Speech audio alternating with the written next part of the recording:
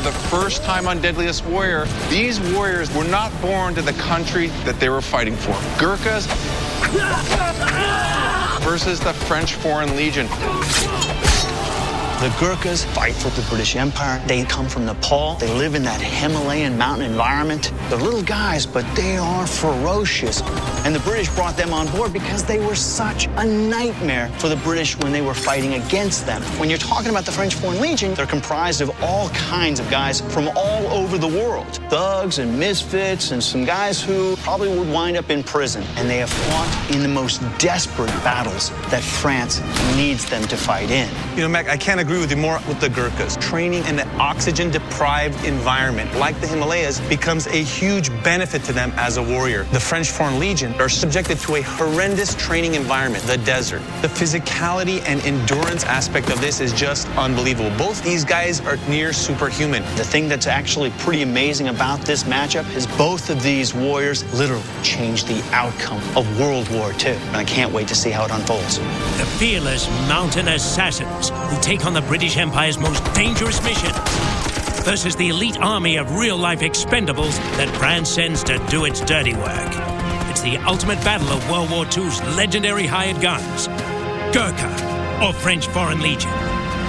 Who is deadliest? To find out, the history of war and modern science collide as former Navy SEAL Richard Mac Makowitz dives deep into the tactics of the warriors behind the weapons. Biomedical engineer Jeff D. Malin applies 21st century technology to unlock new data on arsenals of the past. And ER physician Armand Dorian dissects the trauma and reveals the physical and psychological traits that shaped these legends of war. This groundbreaking data will be paired with historical research and entered into an all-new digital combat engine. Two legendary combatants will be resurrected. History will be rewritten. But only one will be crowned Deadliest Warrior. Welcome to the Fight Club. Our experts prepare to uncover new historical insights to determine which World War II mercenary is deadliest. The Gurkhas, Britain's elite rifle unit, hired from the mountains of Nepal. Or the French Foreign Legion, the international infantry of veterans and outlaws paid to fight for France. These guys are polar opposites when you look at them. Let's start with the tail of the tape. The French Foreign Legion, they're approximately 5'8", 155 pounds. The Gurkhas, they average 5'3", 135 pounds. But while the Gurkha may look little on the outside, they're really big on the inside. When you live in a higher altitude, it increases the number of red blood cells. That's going to provide for superior performance. Let's compare that to the French Foreign Legion. They bring this genetic diversity of all different cultures mixed in with an intense training in the desert. From the severest cold to the extreme heat, it toughens their mental game. I truly believe this is an ultimate warrior matchup. Doc, I couldn't agree with you more. Let's just start with the French Foreign Legion. They are tough, they are hard, and they are willing to die rather than surrender. And then you talk about the Gurkha. They understand war deeply. The Gurkha is inheriting an identity that has been passed from grandfather to father to son. Nothing else matters than becoming a great warrior. Completely agreed, Mac, but you gotta give these men weapons. And we're gonna cover the Gurkhas and the French Foreign Legion around the era of World War II. We've got light machine guns. But these warriors were both legendary knife fighters. So for close-range weapons, we're going to be testing the Gurkhas' kukri versus the Legionnaires' kamalus. So not only are we going to be considering all this weapons data, we're going to look at historical data and all the nuances that we can get from our X factors. The all-new digital combat engine was created by Robert Daly, a former Green Beret and designer of more than 30 military simulation video games, including the Deadliest Warrior game. The new engine will combine weapons data with more than 100 X factors, critical intangibles that will be assigned values based on the warrior's battle records, tactics, and psychological profile. Discipline is one that matters a lot to me. The Gurkhas, they're born and raised with complete respect and discipline throughout their life. When you look at the Foreign Legion, it is coming through training. So it's a very subtle difference, but they both play a big factor on the battlefield. Wielding the Gurkha's weapons, Rastra Rai, former Gurkha soldier who served in the famed brigade for 20 years, where he saw action in Kosovo and Afghanistan. The Gurkhas are going to kill French Legion because Gurkhas fast, furious, and they fear no death. Also representing Team Gurkha is John Conlon, a former British Army officer who became a Gurkha historian after commanding a unit of the elite mercenaries in the jungles of Borneo. Well, you've got to go back almost 200 years. When the British were controlling the Empire of India, the British launched an invasion against the Gurkhas of Nepal, and it didn't turn out very well. Outmanned and outgunned almost 2 to 1, only 12,000 Gurkhas forced a stalemate against 22,000 British troops.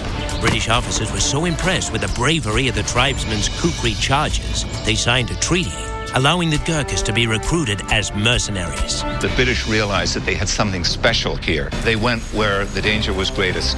Abyssinia, China, Burma. It's very important for a Gurkha to do well in his military service. It's in the blood. It's hardwired in the DNA.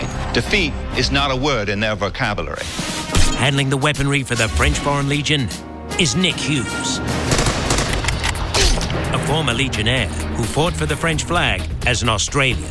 Anytime there's a conflict anywhere in the world that involves France, the French government sends the Legion. And if we get wiped out and destroyed, the people in France don't give a damn because it's a bunch of foreigners. We know that we're going to get sent where no one else wants to get sent. That's what makes us unique. That's what makes us deadly. Also representing the Legion is the director of the Military History Center at the University of North Texas, Jeffrey Warrow. The French Foreign Legion was established in 1831. There had been a wave of revolutions all over Europe. They were put down everywhere. Faced with this mob of failed revolutionaries who needed some kind of occupation, the king decided, why don't I form them into a foreign legion? There were murderers, petty thieves, there were down-in-the-luck types. And what the Legion offered was French citizenship and a new life and a new respectability in return for good service. The term of service was only 5 years, but the training was brutal. At Legion camps in the harsh deserts of North Africa, failure was met with severe corporal punishment. More Legionnaire recruits have died during training than any other military unit in the world.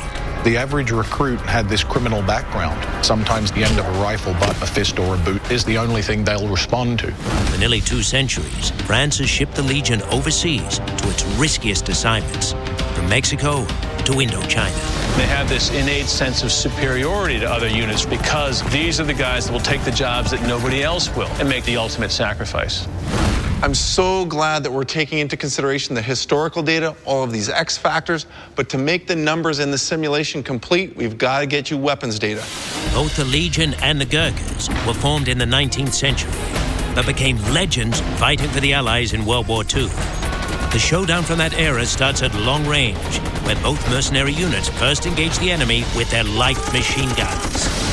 In the deserts of the North African campaign, the Legion laid down suppressive fire with their massive killer, the Browning automatic rifle, a legendary American firearm first used in World War I. It's just over 4 feet long. It has a 20-round box magazine. Unlike the Gurkha that needs a sling to use his weapon, I can fire this quite comfortably off the shoulder. And it has another interesting innovation. It's a buffer spring in the stock, so the gun will absorb the recoil instead of Nick's shoulder. Shall I tell one advantage and disadvantage between these guns? Yeah, this one's better than yours. We've already established that. Okay, guys, we're going to be assessing volume of fire, the ability of these weapons to get through degradable cover, accuracy, and your ability to move with these weapons. Simulate an advance on a series of 3 entrenched enemies. The experts will start firing in the prone position at a covered target 100 yards downrange. They will then advance to take out concealed targets at 50 and 25 yards, reloading as necessary. Jeff has filled each target with tannerite, a binary material that explodes when a bullet impacts an instant kill zone, signaling the expert to advance to the next position. So it's just upper chest and head. Otherwise, it's a no-go. On 3, 2, 1, en avant!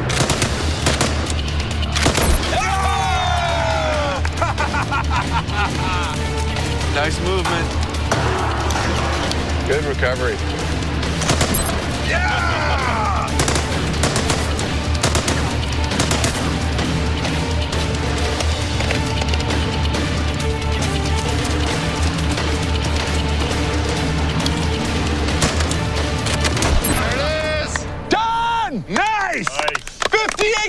Giants! Let's go check out those cinder blocks.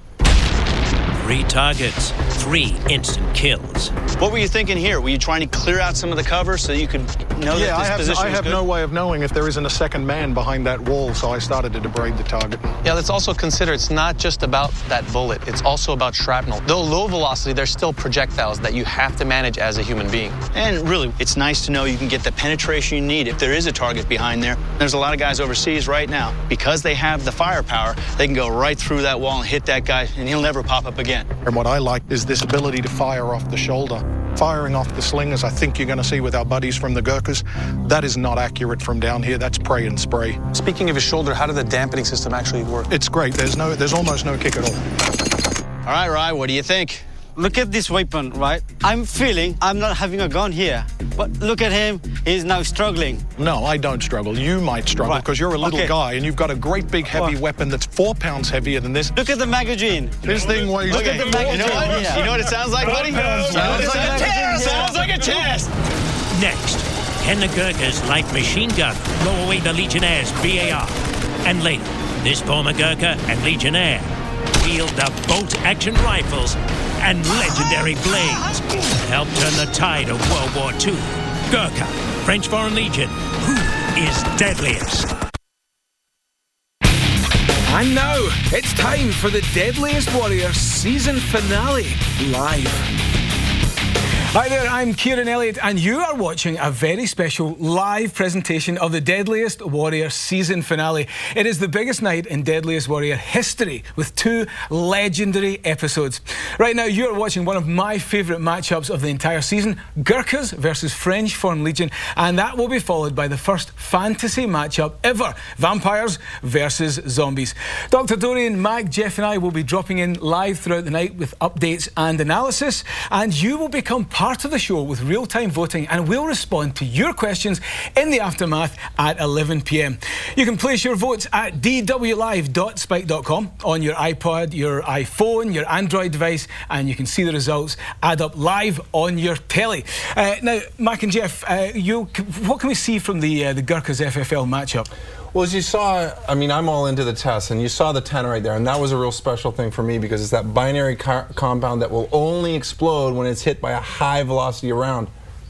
I personally think, who isn't excited to see Gurkha versus French Foreign Legion? That's the real question. I mean, these are fierce warriors, they're skilled warriors, and they epitomize the attitude of not dead, can't quit. They really do. And Doug, you're kind of staking your reputation a little bit with vampires versus zombies. How do you feel about this matchup? Yeah, Kieran, you're like this. You know, you can take away my medical license, but you can't take away my medical freedom.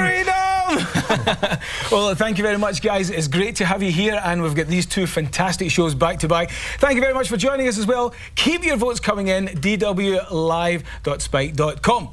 Now, stick around because we have 2 very special guests coming in and joining us later on tonight as well. But right here on Spike is Deadliest Warrior Live, French Foreign Legion versus the Gurkhas. Don't go anywhere. The Browning automatic rifle is an automatic rifle. The word tells you it's a rifle. The Bren is a light machine gun. It puts down a heavier round, more sustained fire. I have never seen a Gurkha who did not love this weapon.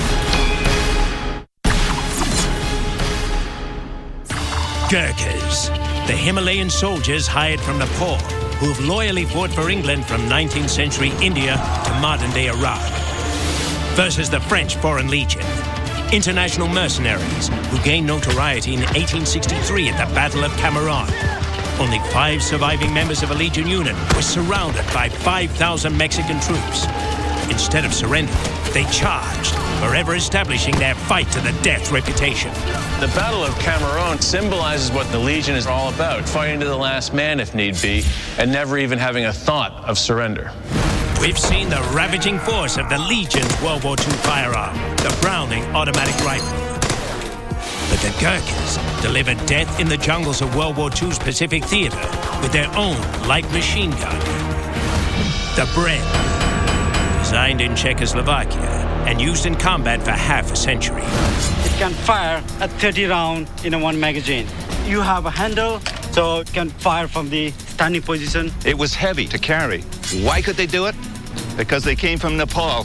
They spent all those years climbing up and down, building those leg muscles. You've forgotten, he's got more red blood cells, so he can carry like a heavier gun, extra barrels, extra banana magazines, the whole thing, Buddy, because of the... stick to history. You don't understand medicine. To test the Bren's accuracy, firepower, and maneuverability in a simulated assault on entrenched enemy positions, Rye will move from cover to cover, firing at 3 tannerite-filled targets. He will try to beat Nick's time of 58 seconds. On 3, 2, 1, Gurkhi! Misfire. Clearing the jam costs Rye precious seconds.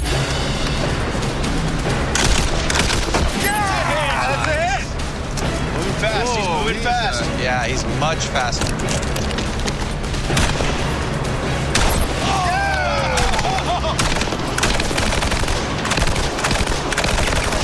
Now we're talking.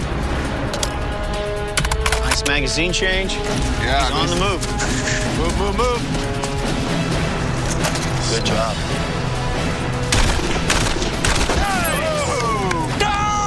Great job, Rye. Despite the costly jab, Rye's Bren matches the BAR's 3 instant kills.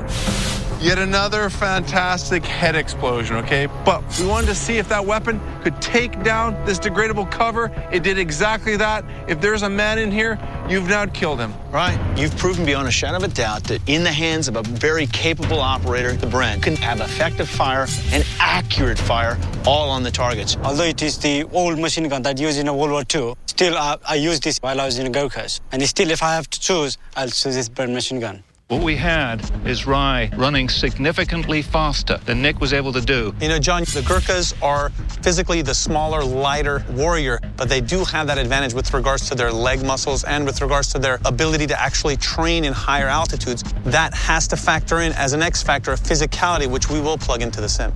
Rye did a phenomenal job, but when I look at the Bren itself, I can see there are inherent operational functionality issues that could cause that weapon system to go offline.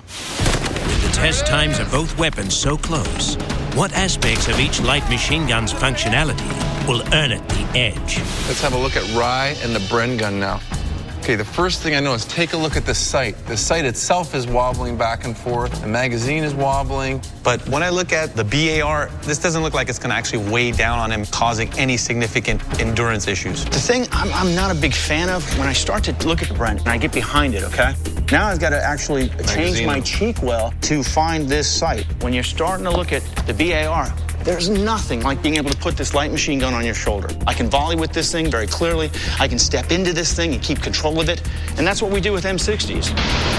For long-range weapons, Edge, French Foreign Legion. The battle continues. The Gurkhas and the Legion's medium-range weapon, the bolt-action rifle. The FFL's assault units would open fire with their compact French firearm, the MAS 36. The last bolt-action rifle put into service by a major world power.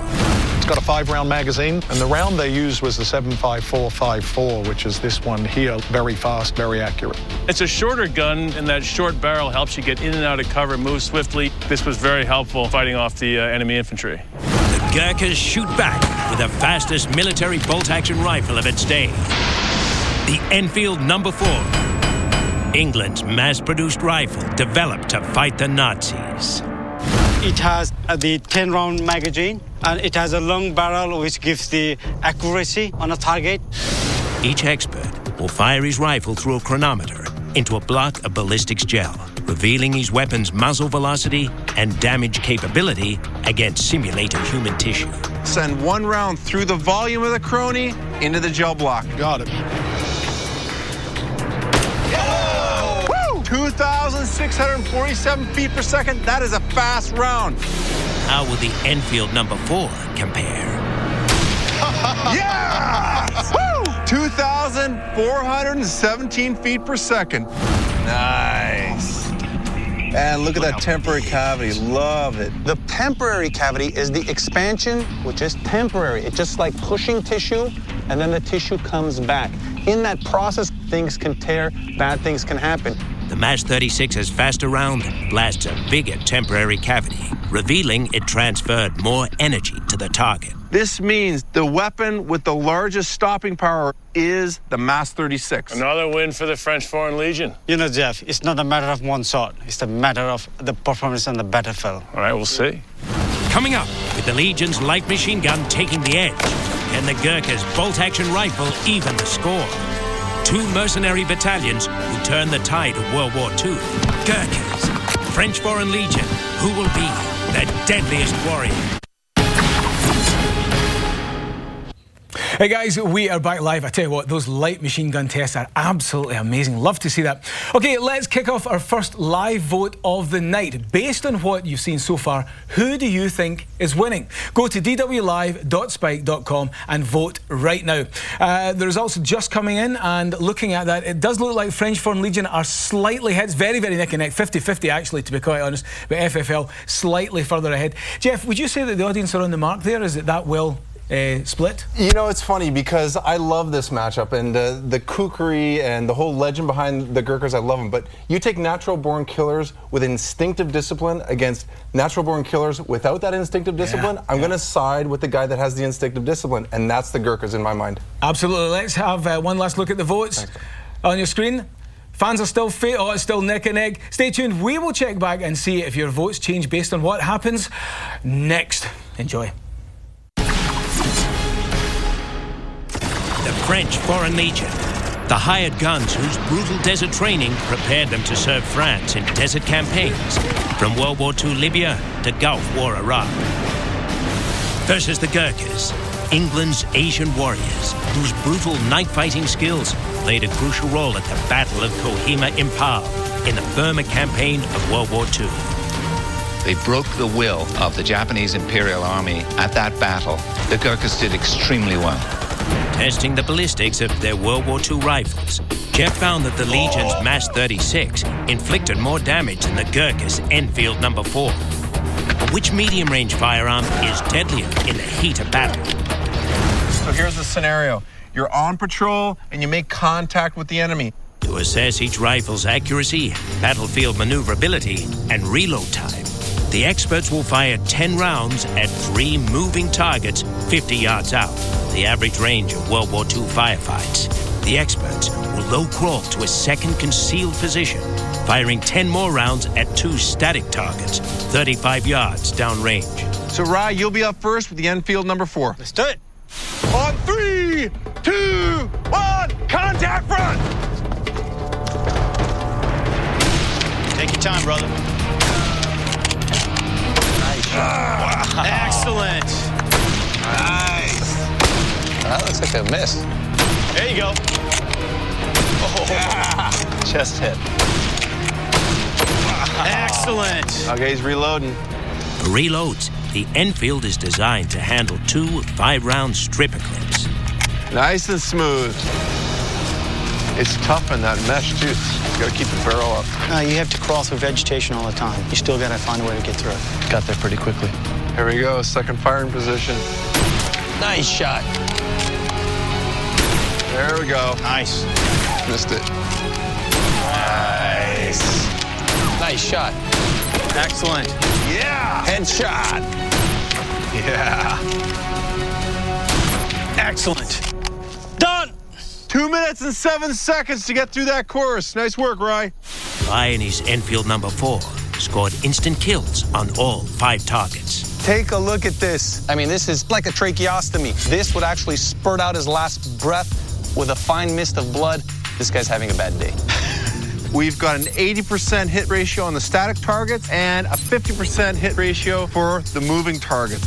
All in a total time of 2 minutes and 7 seconds. Gentlemen, when you look at Rye, you're actually looking at 200 years of military tradition.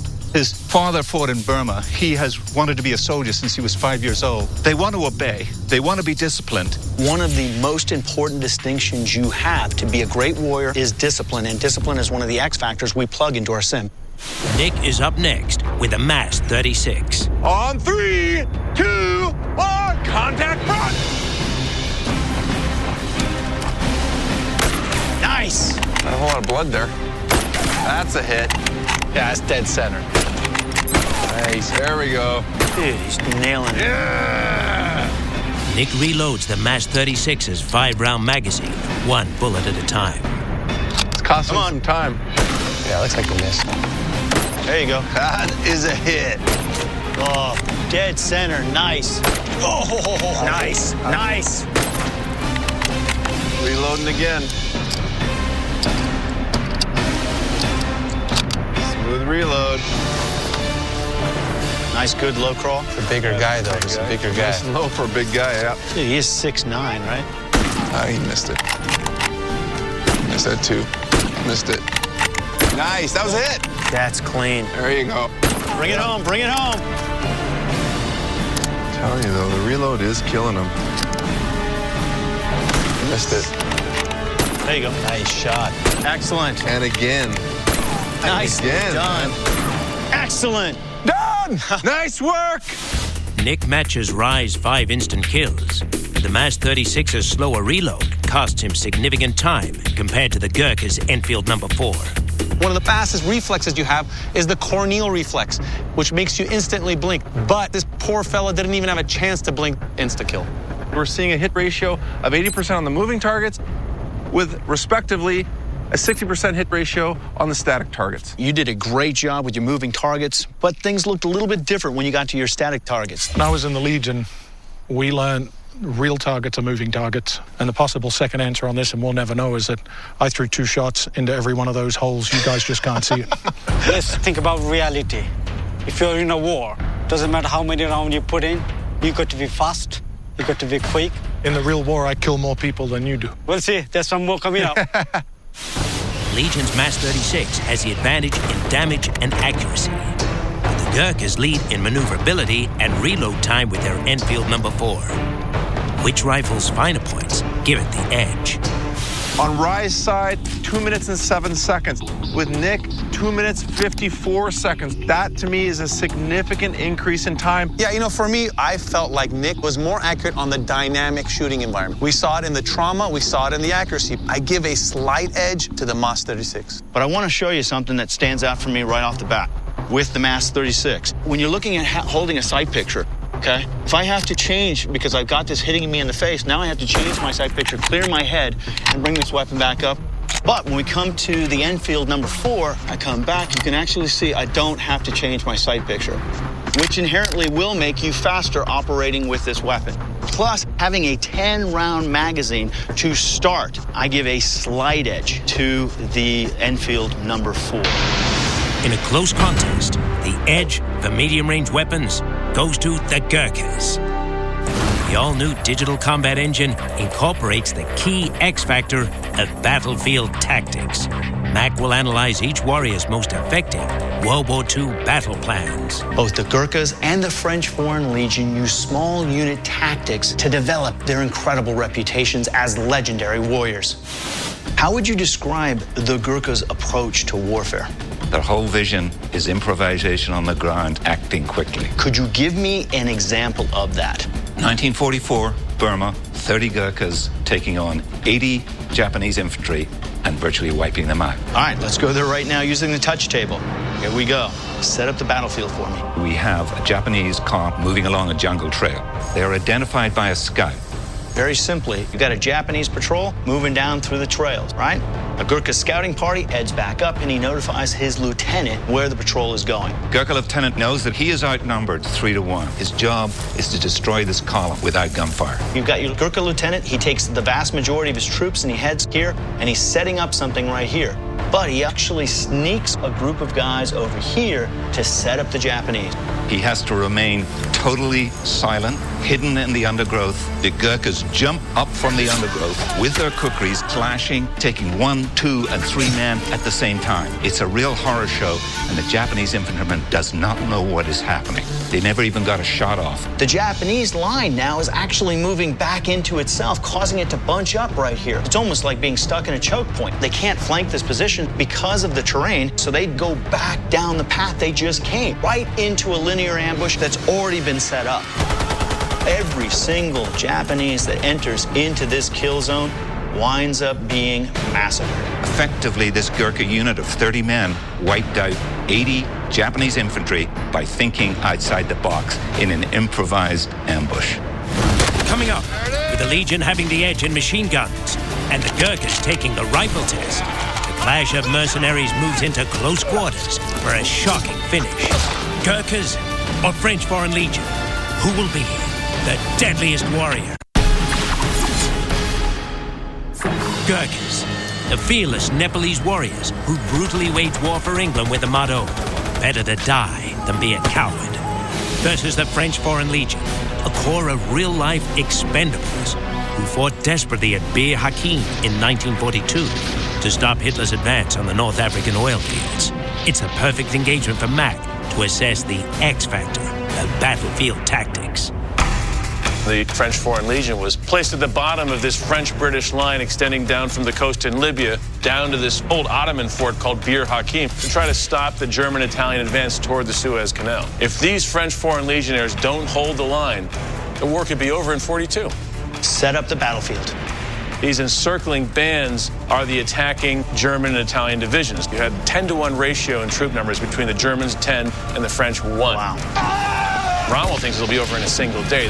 But what happens? He meets unexpectedly ferocious resistance from the French Foreign Legion. Every time the Germans come up close, they get blown back by anti-tank gunfire, by rifle fire. I mean, this was a bloody fight. And there was nothing about the Battle of Bir Hakeim that was a passive defense. This was an active defense. The Legionnaires are the ones who conduct these daring raids at night. It's an active defense when they hit these key roads that the Germans and Italians use to supply themselves. So they slow down the resupply of the besieging divisions. But the counterattack raids of the active defense tactic forced the Nazis to change their formation to protect supply lines. Rommel wants to contain them, make sure they don't break out, and they bought themselves 2 weeks, and those 2 weeks were critical moments. By the second week of the Battle of Bir Hakeim, the French are basically down to nothing. There's only one option. You either fight or you die. French Foreign Legion said, we're going to break out so that we can fight another day. So they detected areas where there were gaps or little hinges they could slip through. So what they decided is we're going to cut all the way through here at night and escape this position. Winston Churchill later said the survival of the Allies owed to the resistance of the French Foreign Legion at Bir Hakeim. The Gurkhas clearly used their improvised ambushes to help the Allies defeat Japan during World War II. But what the French Foreign Legion did at Bir Hakeim with their active defense against Rommel, holding him in place long enough for the Allies to change the course of World War II, was incredible. For the battlefield tactics that prevented Nazi world domination, edge, French Foreign Legion. When World War II combat got up close, these soldiers fell back on their battle blades. The Gurkhas butchered the enemy with their centuries-old knife, the kukri, an everyday farming tool turned standard-issue military weapon. The Gurkhas' World War II-era kukri is handcrafted for the first time in over 50 years by weapons designer and builder Dave Baker, just below the Fight Club in the Deadliest Warrior Armory. We did extensive research into some museum pieces and found that the kukri of World War II was about a 10.5-inch blade with a 5-inch handle. When making this, we start by hammering this head out into a leaf shape, creating the forward bend. And what that gives us is a weighted head, which creates a really good cutting action. Just 1 inch above the edge of kukri, there's a little notch. It stops the blood coming through in the hand. In a battle, when you start chopping people's head off, if the blood gets your hand, obviously you will lose kukri. In a test to measure these blades' penetration damage and overall effectiveness, the experts will attack a World War II foxhole. Two guards, represented by bovine torso, mimic human flesh and bone. During the struggle, the man sleeping in behind wakes up, and that's where we're going to assess the accuracy of your reactive final blow. Doesn't hit back, neck, don't worry. Thanks, kid. To measure each blade's impact velocity, Jeff attaches a 3-dimensional orientation sensor. Beautiful. This is perfect. On 3, 2, 1, cut him up!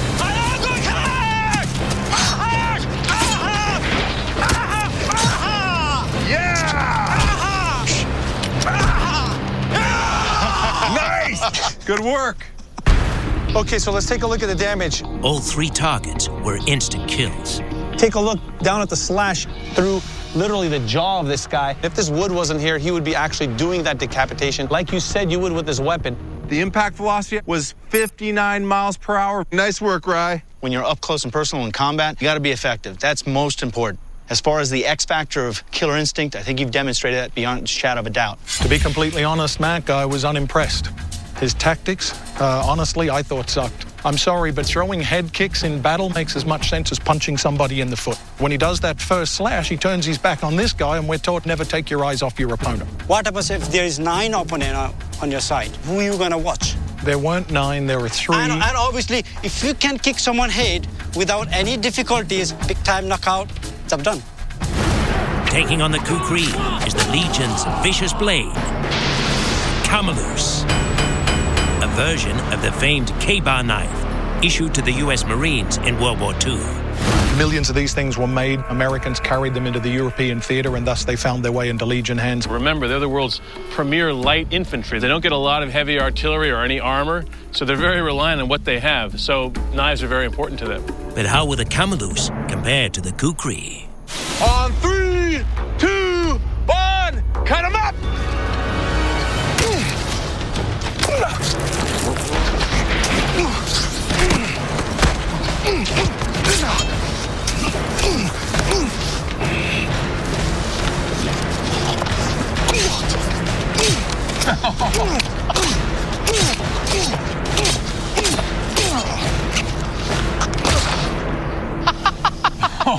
Done!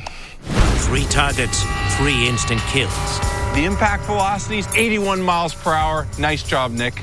This looks like classic definition of a lover scorned injury, but on a serious level, you can get stabbed over 20 times and survive. It's the location you place him in, and you definitely demonstrated that here. I left him in that brutalized state on purpose because I want to move on and have his mates come in and look at that. One trick is you kill every second guy, so when they wake up in the morning, every second guy is down. That messes with their head. They don't want to mess with you. You know, you bring up the psychological warfare, and that definitely is an X factor we can plug into the sim. Camelus struck faster, but the Kukri's blade cut deeper. So which close-range weapon gives his warrior the edge? We did see the speed of the Camelus over the Kukri. 81 miles per hour versus 59 miles per hour. But when you're talking about delivering, executing on the battlefield, you want your weapon system to be able to do 80% of the work. It is obvious which weapon will do more work for you just by looking at them. I agree with everything you guys just said. The design of this, you can slash and get an instant kill, and you can thrust and get an instant kill.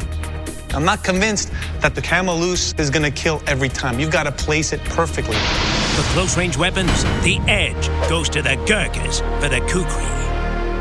Coming up, the final battle.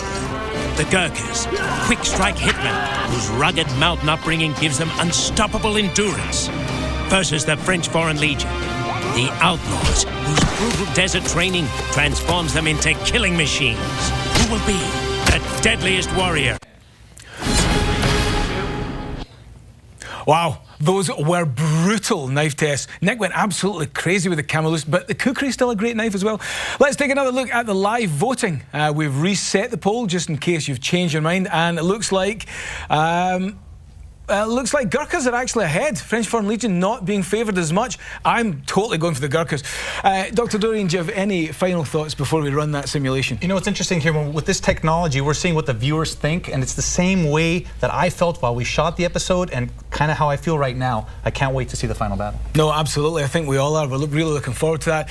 All right, the viewers are going for, still looks like the Gurkhas. Yeah, Gurkhas are still ahead. And after the break, we will run the sim and see if you have got that voting right.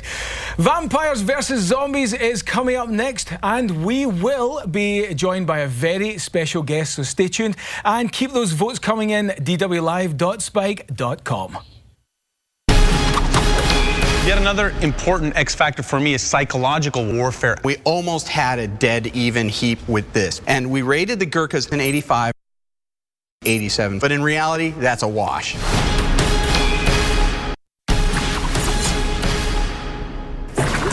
Gurkha versus French Foreign Legionnaire. Who is deadliest? Our team of specialists has tested, recorded, and analyzed weapons these two great warriors brought to this World War II showdown.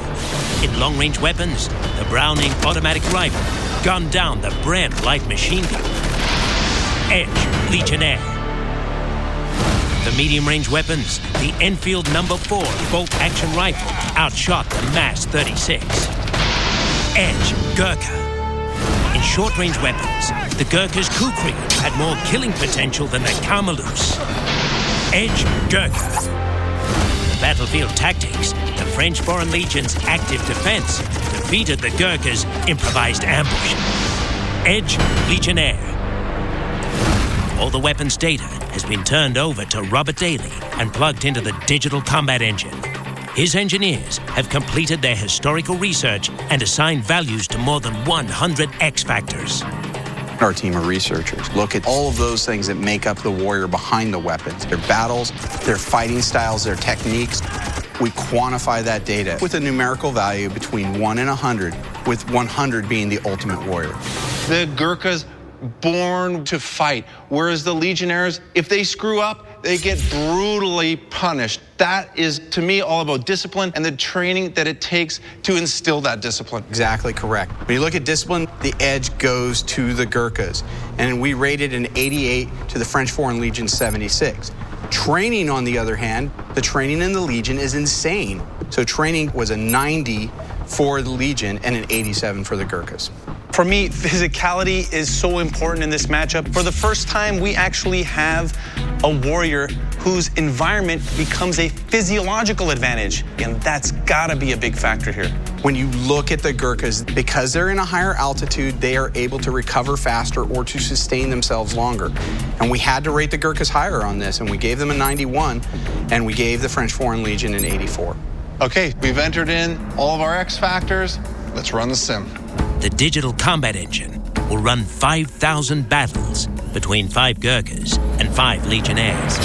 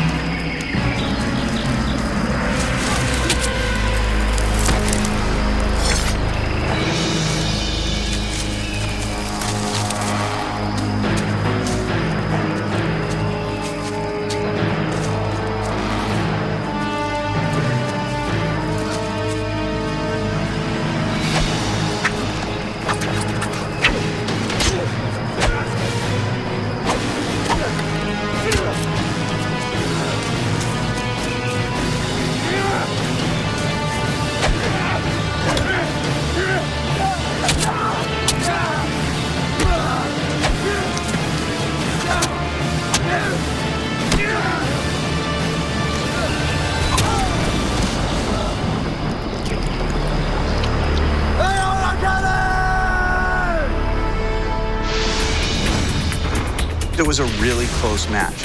The Gurkhas did end up winning 2,619 versus 2,381. In the head-to-head weapons comparison, the French Foreign Legion's Browning automatic rifle destroyed the Bren gun. But the Gurkhas' Enfield No. 4 outperformed the MAS 36, and their Kukri decapitated the Kamalus. Historically, the Bren light machine gun had significant malfunctions in the field, and this is really what played out in the results. But the final outcome came down to where they trained. And the French Foreign Legion trained in a very harsh desert, but it is not the same as the high altitude training that the Gurkhas went through. And that physicality difference really showed up in our fatigue rates of these troops. The Gurkhas were only exhausted 5.02% of the time, whereas the French Foreign Legion were exhausted 10.9% of the time. And that's a really important thing. The Gurkhas live to be warriors on the battlefield. It is a generational thing. The knowledge keeps getting passed down from father to son. They live to show up on a battlefield, and when they turn it on, watch the hell out. And there you go, the Gurkhas win it. What a phenomenal matchup. Stick around because up next it is the long-awaited Vampires versus Zombies, and vampire expert Steve Niles will be joining us live. So stick around.